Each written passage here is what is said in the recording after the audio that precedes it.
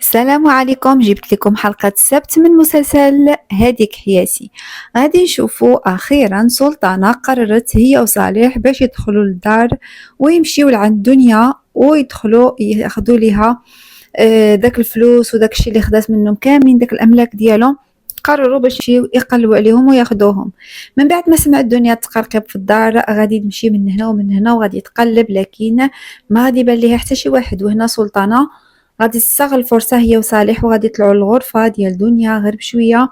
غادي يمشيو يقلبوا على الساروت ديال الخزنة، وما خلاو في الاول فين قلبوا حتى غادي تلقاه سلطانة.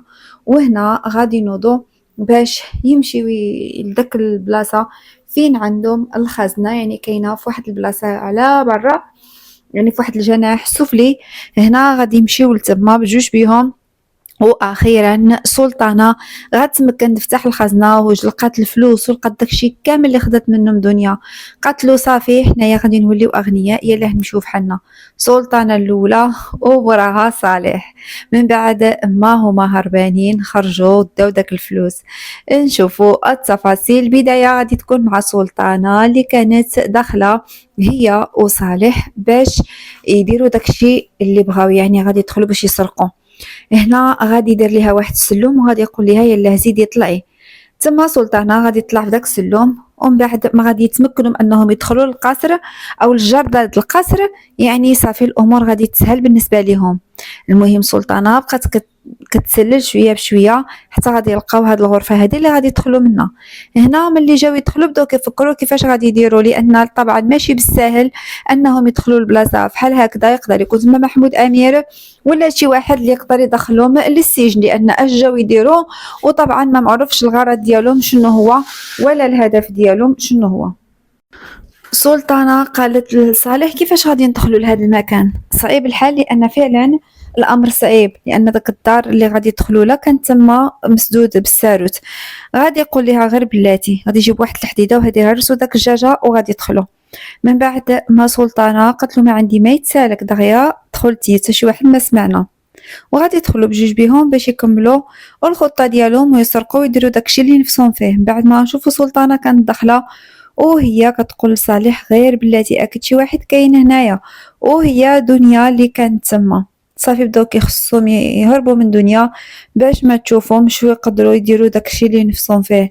هنا غادي نشوفوا ان سلطانه بقات مخبيه هي وصالح، وفي داك الساعه كانت الدنيا هابطه من الدروج وغادي يطيح لهم شي حاجه تما. وطبعا غيبقاو متوترين وخصهم يبقاو مخبيين باش ما تشوفهمش دنيا.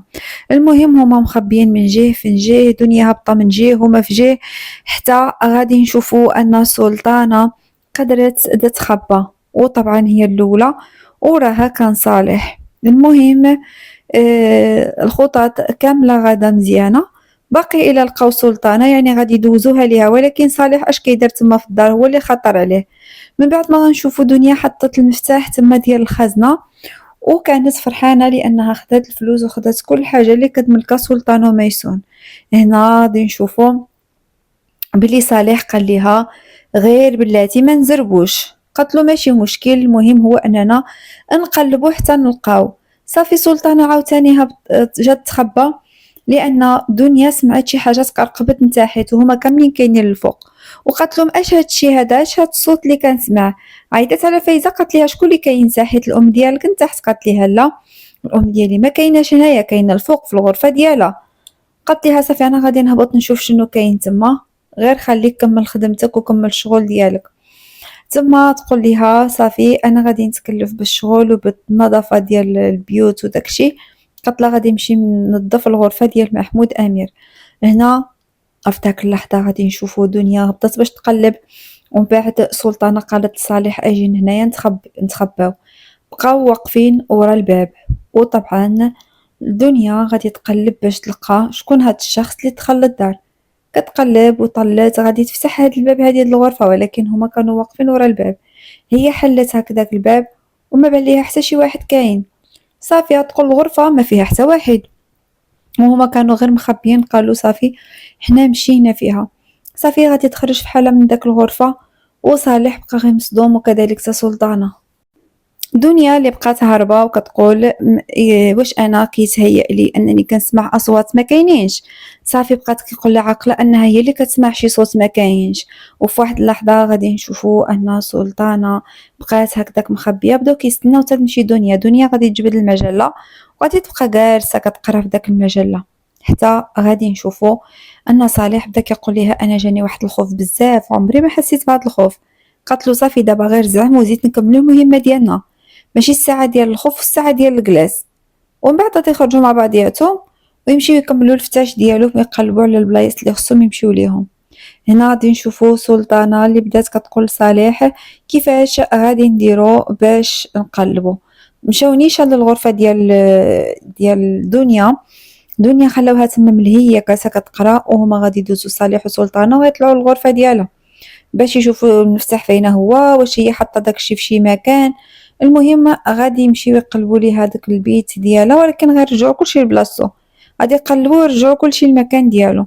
من بعد ما سلطانه كتقلب في الفراش وكتعلي داك الفراش كامل وكتطل من هنا ومن هنا، هو داك المفتاح تما محطوط اللي هما عندهم الغرض فيه. حتى غادي نشوفوا ان صالح بدا كيقول ليها راه صافي ما لقينا والو، اكيد انها دايرهم في شي مكان. قالت له لا. قال لها شنو لقيت المجوهرات هذا يكون الثمن ديالهم غالي بزاف، ندخلوا بهم بزاف ديال الفلوس. قالت له شوف الحاجه اللي فيها المشاكل والسرقه ديال المجوهرات ماشي الشغل ديالنا. قالت له اصلا حنا جينا هنا باش ناخذوا غير الاملاك ديالنا وداكشي ديالنا والفلوس ديالنا، اما الذهب ديالها وداكشي ما عندنا ما نديرو بالحاجه ديال الناس. صافي قال ليها واخا، ومن بعد غادي يحط داك المجوهرات وغادي يكملوا باش يقلبوا في كل مكان تما في الغرفه. ملي ما لقاو والو قالوا صافي خصنا نشوفوا الخزنه هي اللي غادي يكون فيها داكشي. تما سلطانه عاد فكرت ان هذاك هو المفتاح الخزنه اللي كان تما محطوط اول مره وما كانتش خداته. قالت اذا صافي انا لقيت دابا المفتاح. وبدات كتقول صالح كنتمنى ان فعلا يكون داكشي كاين في الخزنه، يعني هنايا في الغرفه ما كاين حتى حاجه، واكيد ان الخزنه غادي يكون فيها داكشي. غادي تفتح داك المجار وغادي تمشي باش تاخذ داك المفتاح، وغادي يمشيو هي وصالح باش يكملوا المهمه ديالهم السرقه.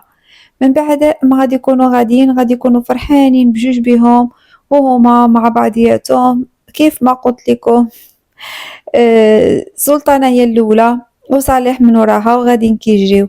وهنا غادي نشوفوا انهم كانوا خارجين، ولكن في واحد اللحظه غادي يرجعوا لان خافوا يزيدوا يكملوا يتلاقاو مع فايزه والام ديالها. المهم بداو غاديين غير بشويه وراجعين للور وكانوا خايفين. هنا سلطانه قالت لصالح يلا زيد تبعني حنا غادي نكملوا الخطه ديالنا، غادي يبقاو غادي بجوج بهم وغادي يجيو لهذا المكان هذا. من بعد ما غادي نشوفوا ان سلطانه دارت المفتاح تما في داك المكان، يعني في داك الصندوقه ولا الكوفر فول، المهم شي حاجه اللي عندهم تما كيخبوا فيها الاملاك والفلوس وداكشي، دايرينها في واحد المستودع يعني تما في القصر ولكن في المستودع. صافي غادي تفتحها سلطانه ومن بعد غادي تلقى داكشي اللي كانت كتمنى وداكشي اللي كانت كتحلم به غادي تلقاه. صافي هذه هي الفرحه ديالها. قالت انا فرحانه بزاف لانني لقيت الاملاك ديالي ولقيت كل شيء. قال لها صالح تاكد من داكشي؟ قالت له انا متاكده. غادي يفتحوا يشوفوا الميكا وغادي يلقاو تما الفلوس وغادي يلقاو داكشي ديال سلطانه وميسون اللي خدات منهم. وهنا غادي تقول سلطانه لصالح وياله نمشيو فحالنا صافي ما عندنا ما نزيدو هنايا، دابا غادي نوليو اغنياء، اخيرا انا غادي نولي غنيه. وبقات كتهضر وكتضحك وصالح حتى هو فرحان وعاجبو الحال، لان ملي كيكون عندها الفلوس كتعطيه لان صالح خدام عندها وما كتضيعوش، يعني مبرع مع راسو غير جالس هو كيتخلص. ولكن الا كانت شي كارثه هو الاول كيحصل فيها وكيكون دائما المغامر ديالها.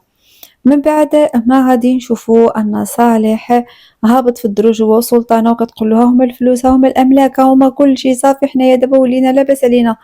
هما غادي يرجعوا من داك الباب اللي جاو منه يعني من داك الطريق، بداو راجعين توصلوا لتما ديك الزاجه اصلا مهرسه. ولكن المهم غادي يكونوا خرجوا هربوا في حالهم باش يمشيو لعند ميسون يعطيوها حتى هي الفلوس ويعيشوا الحياه ديالهم. حتى نوران غتكون فرحانه وكذلك حتى علاء اللي ما بقى ليه حتى ريال في جيبو.